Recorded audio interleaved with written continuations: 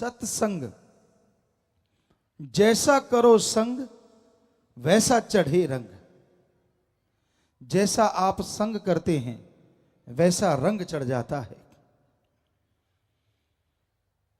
कहते हैं खरबूजे को देख के खरबूजा रंग पकड़ता है। किसान भाई जो माली हैं उनमें ये बात मशहूर है। जैसे भी लोगों की सोहबत आप करोगे उसका असर लाजमी होने वाला है। आप जुआ नहीं खेलते, पर रोज अगर जुआ खेलने वालों के पास बैठते हो तो क्या पता आपका मन कब ललचा जाए। यार ये तो काम ही बड़ा आसान है, पत्ते लगाए नोट ही नोट। ये नहीं पता कि महाभारत का कारण एक जुआ भी था, वो ध्यान में नहीं। तो संग का रंग लाजमी चढ़ता है। और सत्संग यहां ओम हरि अल्लाह मालिक परमात्मा की बात होती हो, यहां मालिक से मिलने का संदेश दिया जाता हो, उसे सत्संग कहा जाता है। वहां आके अगर कोई बैठे सुने और अमल कर ले, जन्मों जन्मों के पाप कर्म कटते हैं। आज इंसान के पास सब कुछ होते हुए भी वो कंगाल है जब तक उसे आत्मिक संतुष्टि नहीं मिलती। त्रिलोकी का राजा भी दुखिया है और आत्मिक संतुष्टि है तो 2 समय रोटी कमा के खाने वाला भी सुखी है। ये आत्मिक संतुष्टि किसे कहते? क्योंकि ये सर्वधर्म के अनुसार आपको बता रहे हैं। आपके पास जो भी है, धन दौलत जमीन जायदाद जो कुछ भी आपके पास, उससे सुख लो और दो। यानी खुद के लिए बनाओ कमाओ और दूसरों को भी उससे मदद पहुंचाओ। जो आपके पास नहीं है उसके लिए मेहनत करो, टेंशन ना करो। इसी का नाम संतुष्टि है, इसी का नाम संतोष धन है। आपके पास कितना भी हो, अगर आप चिंता ही करते जा रहे हैं, टेंशन में ही जिंदगी गुजारते हैं, वो सब कुछ होते हुए भी न के बराबर है। आप दुखी रहेंगे, परेशान रहेंगे, गमगीन रहेंगे। यह जरूरी है कि जो आपके पास है उसकी खुशियां लो और दो, और जो नहीं है उसके लिए अच्छे कर्म, कड़ा परिश्रम, हक हलाल, दसा नवादी किरत कमाई, हार्ड वर्क करके खाओ, मेहनत की कमाओ। ठगी, बेईमानी, भ्रष्टाचार कभी ना करो। संतों ने लिखा है, माया होई नागनी जगत रही डहकाय। माया होई नागनी और जगत रही डहकाय, जो इसकी सेवा करे उसको ही ये खाए। पाप जुल्म की कमाई किसी के घर में आती हो, बुरा ना मानना। ठगी, बेईमानी, भ्रष्टाचार, बुरे कर्मों से कमाने वाला कोई सज्जन बैठा हो, यह कमाई जैसे जैसे आएगी वैसे वैसे घर से प्यार मोहब्बत, सुख शांति, शारीरिक तंदुरुस्ती चली जाएगी। हमने देखा है बड़े बड़े राजा महाराजाओं को, सत्संगे करी, लोग आए, अच्छा संगे मरमर लगा हुआ है, करोड़ों अरबों रुपए का जायदाद है, लेकिन वो नशा कर रहे हैं दिन रात, कुत्तों के एसी लगाए हुए हैं। हम नहीं कहते कि ना लगाओ, जितनी मर्जी लगाओ, लेकिन बुरा हाल इसलिए है क्योंकि घर में औलाद नहीं है, ना बेटा है ना बेटी है, सुन्ने महल हैं, बुरा हशर है, तड़फ रहे हैं, व्याकुल हैं। तो कबीर जी के ये वचन, माया होई नागनी जगत रही डहका, वो याद आ जाते हैं। संत ये कभी नहीं कहते कि पैसा ना कमाओ, कमाओ। हिंदू धर्म कहता है कड़ा परिश्रम मेहनत की करके खाओ। हिम्मत करे अगर इंसान तो सहायता करे भगवान। इस्लाम धर्म कहता है हिम्मते मर्दा मदद खुदा। सिख धर्म कहता है दसा नवां दी किरत करो, वंड के छको तो वाहिगुरु साथ दिंदा है। और इंग्लिश फकीर कहते गॉड्स प्रेयर करो और हार्ड वर्क करो।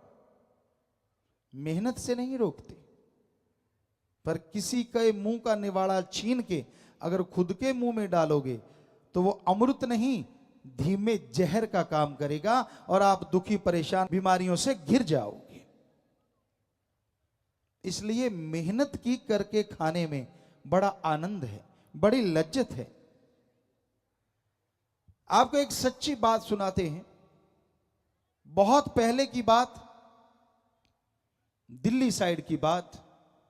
एक बादशाह था जो हक हलाल मेहनत की करके खाता था।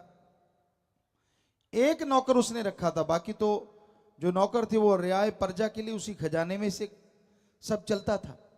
पर उसका अपना जो पर्सनल नौकर था उसको वो तनख्वाह देता था, 2 अशरफियां 4 अशरफियां।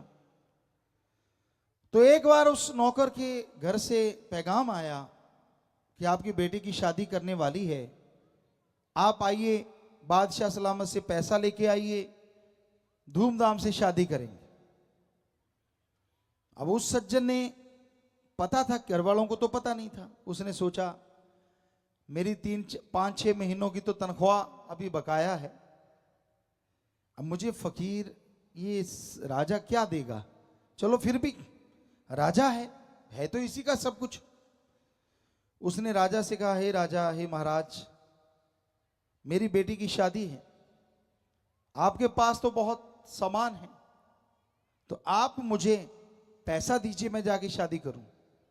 बादशाह कहने लगा, तू तो सब जानता है, तू मेरा नौकर है और मेरे पास इतना पैसा नहीं है, मैं कुछ अशरफियां कमाता हूं और तेरा मैंने पहले भी नहीं दिया, मैं कोशिश करता हूं तुझे कुछ दे पाऊं। देखा तो सोने की 2 अशरफियां। बादशाह कहने लगा, ये मेरे पास बकाया है, ये तू ले जा। अब नौकर बादशाह के सामने क्या बोले, चुपचाप अशरफियां ले लिया, चल पड़ा। दिल में बड़े उतार चढ़ाव, अच्छे महाराज की सेवा कर रहे हैं, इतने बड़ा राजा, इतना बड़ा महाराजा, और दिया क्या, सिर्फ 2 अशरफियां। बादशाह कहने लगा, है तो ये 2, पर है ये मेरे खून पसीने की कमाई, तू लेके जा, मालिक ने चाहा तो बरकत होगी। तो वो चला गया नौकर। 1 दिन 2 दिन, काफी दूर था, तो जाते जब उस जाने लगा तो उसने सोचा, और तो इसका क्या करेंगे, कुछ ले भी नहीं सकते, क्यों ना यहां से अनार वगैरह ले लें, जो कि और जगहों पे नहीं होती। उस एक बीच में जो राज्य आया उसमें से उसने अनार ले लिए, चल पड़ा अपने देश की ओर, अपने मुल्क की ओर। तो वो 2 रातें 3 रातें गुजार के जब एक जगह पहुंचा तो वहां अनाउंसमेंट, मुनियादी हो रही थी कि बादशाह की, उस एरिया का जो बादशाह था, उसकी बेटी बीमार है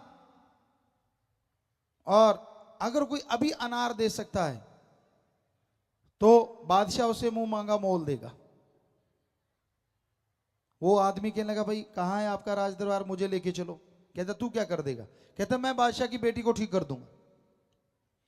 बादशाह के दरबार में पहुंचे, कहने लगे, जी ये लड़का कह रहा है कि मैं बादशाह की बेटी को ठीक कर दूंगा। कहने लगा, बादशाह सलामत, मैं कोई जादूगर तो हो नहीं, आपने अनाउंसमेंट की अनार चाहिए, मेरे पास अनार हैं, अगर मैं वहां बोल देता कि अनार हैं तो मैं यहां नहीं पहुंच पाता, अनार जरूर पहुंच जाते, क्योंकि वो नौकर या जो अनाउंसमेंट कर रहे थे छीन के मेरे से ले आते। तो मैं जानता हूं, मैं भी बादशाह का नौकर हूं, तो मैं आपके पास आ गया हूं, ये लीजिए अनार ही अनार। उस एरिया में अनार दूर दराज तक नहीं थे, और वैद ने कहा था, हकीम ने कहा था, 2 घंटे में अनार आता है, दवाई दूंगा, बेटी बच जाएगी वरना नहीं। तो दवाई बनाई की, बेटी को दवाई दी और बेटी वाकई में गजब हुआ, ठीक हो गई, उठ के बैठ गई। बादशाह बड़ा खुश हुआ, कहने लगा, तू अनार लेके क्या कर रहा था और किधर जा रहा था? तो उसने अपनी सारी बात सुनाई, जी ऐसे ऐसे मैं तो फलां बादशाह का हूं नौकर और ऐसे ऐसे शादी है, तो मैं अनार बच्चों के लिए लेके जा रहा था। उसने अपने बादशाह की निंदा नहीं की कि मुझे सिर्फ 2 अशरफियां थी। कहने लगा, अच्छा? कहने लगा, जी। कहने लगा, फिर ऐसा करो, रथ लेके आओ बड़ा, मेरे वाला रथ लेके आए, सारा सोने से भर दो, मोतियों से भर दो, हीरे से भर दो, और इसको एक बग्गी दो, घोड़सवार दे दिए चारों तरफ, घर छोड़ के आओ और ये सारा सामान मेरी तरफ से अपनी बेटी को तोहफा दे देना। अब उस नौकर की आंखें भर आई, रोने लगा और अपने राजा को याद करने लगा, वाकई हक हलाल में जो मजा है ना, और जो बरकत है, कहने लगा, वो किसी और चीज में हो ही नहीं सकती। मेरे पास तो सिर्फ 2 अशरफियां थी और आज रथ भर के जा रहा हूं। तो आज के हिसाब से कहें तो गाड़ी या छोटी ट्राली भर के ले गया वो।